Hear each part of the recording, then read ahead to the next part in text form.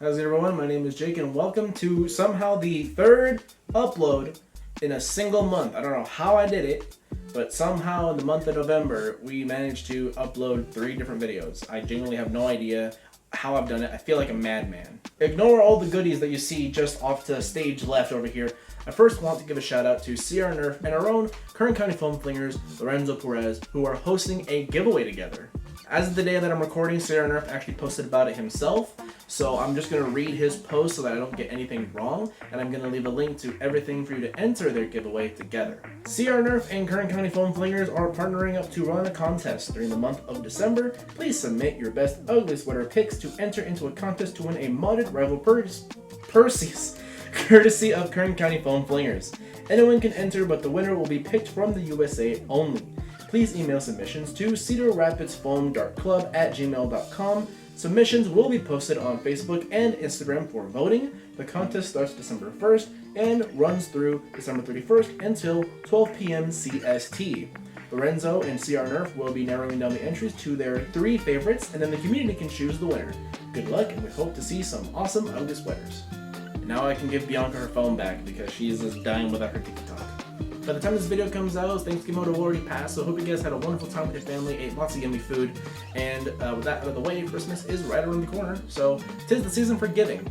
And I can speak from personal experience, having used some of Lorenzo's builds himself, that whoever gets this mod person is going to be a very lucky person. And with that out of the way, we can get started with today's build vlog, where we are starting a new project.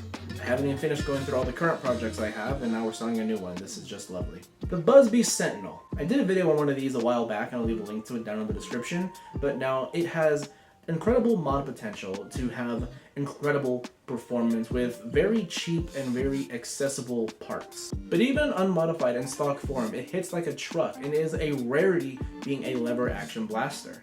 And then there is the Nerf rival KRONOS, a blaster that also has high potential for high performance. However, unlike the Sentinel, it fires high impact rounds, it fires rival balls, and has an internal magazine. Now what if you took that with the best parts of the Sentinel and made them kith? Ladies and gentlemen, today I am starting my first integration project trying to merge a Sentinel with a KRONOS. And before moving any further than that, I do need to mention that this is not an original idea from me. I want you to try taking a guess. Go down in the comments and try to guess who you think came up with this idea first. The father of the KRONOS Sentinel is none other than Wacom S7. I have no idea if he even remembers that this is something he did, or if maybe he has it sitting in a bin somewhere in the iceberg, but the KRONOS Sentinel is something that he came up with. He called it the low blow, and I remember years ago, maybe 5 years ago now, I have no idea, but during one of his Saturday night stream things, he was working on it, and it looked amazing. Now from what I know, it was never finished, but if somehow this video could get to Wacom and we know for sure where the original low blow is and what state it's in, I would probably lose my mind. I genuinely doubt that that will happen, but a boy can dream. But for any project like this, the first thing to do, of course, is to open the blasters, gut them, and figure out how exactly the shells are going to marry into each other, which I've already kind of done, and it looks something like this.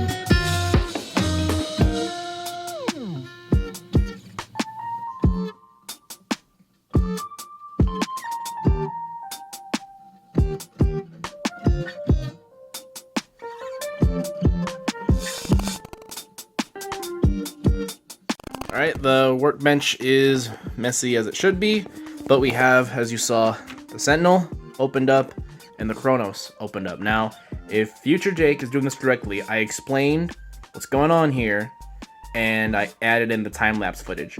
So we're just going to show what we have here so far and some more of my thought process. So the Sentinel, we have the plunger tube here. The plunger rod is sitting in there. I have the spring out so I can actually move it freely to show you guys. So the way that the Sentinel works, when you prime the lever, when it goes down, and if it was connected, it would actually move this back. This would go backwards. This, oh my god. This would go backwards. What's happening here? Okay, my bad. This notch right here should be in front of this U that's connected to the plunger tube. So yeah, prime the lever, goes back, and the plunger rod compresses the spring in here. The spring sits right here and it compresses, catches back here, and then you would pull the trigger and that would release the catch and it would fire. The KRONOS has a internal magazine, like I said earlier, and I actually just learned how this actually works. So this right here is the plunger tube.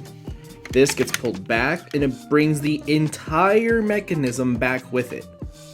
A ball goes in the battery, you seal it, and now there is a ball in there ready to fire. Now, my first thought in how I'm going to combine these two is to entirely just remove this plunger tube and then kind of just splice it in there somehow. Of course, I'd have to chop off the actual breech right here, and then it wouldn't be impossible to do. Getting a good seal might be a bit of a challenge, but it's not too much bigger. The actual air volume is a little bigger, so that would compel me to use this one. But you can get tons of power out of a Sentinel, albeit not every Sentinel is going to fire rival balls, but still, this doesn't seem as difficult as I thought it would be at first. My problem now, though, is going to be where to actually cut the shell. Assuming we get rid of the KRONOS plunger tube and we keep this one and we splice this, my first thought is that we would cut right along here, take all of this part of the shell off, and then we would splice in the KRONOS shell. And if we cut there, we can kind of see here how that would line up with the rest of the blaster. Once I'm actually able to get some cuts, I think we'll have more of a solid idea about how this is going to come together. I have a vision, and I'm hoping to make it real. But some other quality of life things I'd like to do, I'd like to reinforce this section here with some putty. I'd like to increase the seal, maybe even increase the spring load. I wanted to use the KRONOS spring, but it doesn't rest there very well. I probably could make a spring rest. But I think that's about all I have to share at this time. I'm gonna organize everything, and Future Dick will get back to you right now. And now we are back in the present, where I legitimately have had to shoot this exact scene 3 times because I just could not get a good angle for the life of me. But I got one that I think is good enough. I seriously need to invest in some sort of arm to attach to my tripod because this is so annoying having to find this angle. That's why I haven't used it yet in all my apartment videos, because it sucks. But anyway, now we can go into some deeper thoughts and planning for the KRONOS Sentinel. I'm gonna come up with my own name at some point. I do like the name Low Blow, but I want to come up with something that's more my own. And I also do want to mention that this is the Sentinel that was given to me by Shaz. I don't exactly know if the Billy sticker is gonna survive. I know for sure that the Ultratech Sentinel sticker isn't. But yeah, this did come from Shaz. I'm interested in possibly asking him for another one, but that's some shipping that I'm not exactly interested in paying for right now. And the Sentinel I got recently from Ross. This is the blue version that is typically available on Amazon. And I actually may need to invest in another one of these for a reason we'll get into in a little bit. But with that being said, let's get into how exactly I plan on bringing these two together. And also, when thinking about the KRONOS, found a nice little fidget toy. This is basically just a KRONOS catch. It's a nice little clicker, a nice little Nerf fidget toy. It's nice to hold. It's got a nice satisfying sound. I like it. Just for this, I would suggest taking apart your KRONOS. It's more fun than it should be. But now let's open these guys up.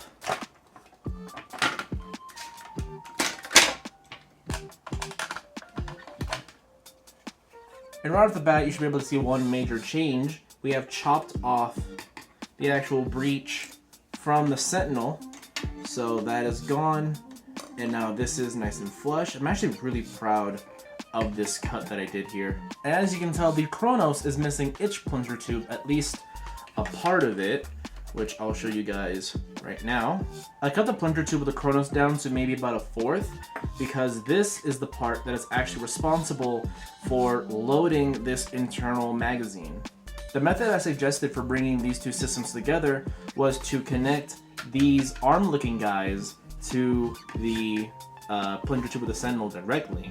But now, what I've decided to go ahead and do is take this part of the plunger tube, which goes in here, slides into these arms, and figure out a way to attach it directly to this part of the KRONOS. As I demonstrated earlier, when the plunger tube, we're going to pretend that the rest of it is here, when the plunger tube of the KRONOS is pulled back, the entire mechanism goes back with it. That allows a ball from in here to be pushed up into battery, and there are two arms here applying pressure to it on the outside so that it stays in place while this is pushed forward. Then that is sealed, and then you would fire your ball. And if we close the KRONOS back up, I can actually explain to you why I may need to invest in another one, and that is because I actually cut the plunger tube down a little too much, because now when this is all closed up, there's a big gaping hole there, and I don't like big gaping holes in my blasters, so I got a little gung-ho and I cut way too short, and that does bother me very much. In short, I kind of messed up there, but it's nothing that's irreversible yet. We are going to be getting to the land of no return fairly soon, because I don't think I can actually make any more progress until I actually make some real cuts. So hopefully you're able to see, I actually did already mark out some places where I think I could cut the KRONOS and not fuck up. If we can go back to the internals for a second, I actually think that I have the Sentinel internal side of this all figured out. It's just a matter of if they want to play nice with the KRONOS, because I foresee this happening, that I am not going to be able to properly prime this, because I simply don't think that the plunger tube for the KRONOS is going to fit anywhere back here. And when this is being primed and the plunger tube is being pulled back, because the end of it is so fat now, or at least by the time I get there, it'll be so fat it won't be able to actually fit back here. So I may need to trim away at some of the internals, and I also have figured that I may need to actually merge some of this back here onto the inside of the Sentinel. And if worst comes to worst, I also could possibly trim some of the shell away from the Sentinel and replace it with this. But I'm really hoping I don't have to do that, because just the front end of the KRONOS, just the front end of the KRONOS on the Sentinel to me looks really nice. I don't exactly want anything that's supposed to be inside of something visible on the outside. But yeah, there's really not much more progress that can be made until I make some real cuts. So the next time you see me, we're going to be entering the land of no return. I'm going to be doing some cuts. I'm going to have my Dremel tool. I may already have it done and just show you what I decided to do. We'll see once we get there. I'll also be looking to you guys in the comments for any tips, recommendations, ideas that you may have on how I can bring these two blasters together. And with that being said, I think that's about all from me for now. Thank you guys so much for watching this video. I really look forward to what you guys have to say in the comments below. And if you did enjoy this video, make sure to leave a like, leave one of those comments. And if you want to see more content like this, make sure to hit the subscribe button and hit the bell notification so you can be notified when I make more content, because doing so does encourage me to make more content. And don't forget, Film of Fortune 2 is scheduled for January 11th of 2025, returning to Manzanita Heights. Links to a document with all the event information and an RSVP form will be down in the description. Once again, thank you for watching, and I hope to see you guys next time.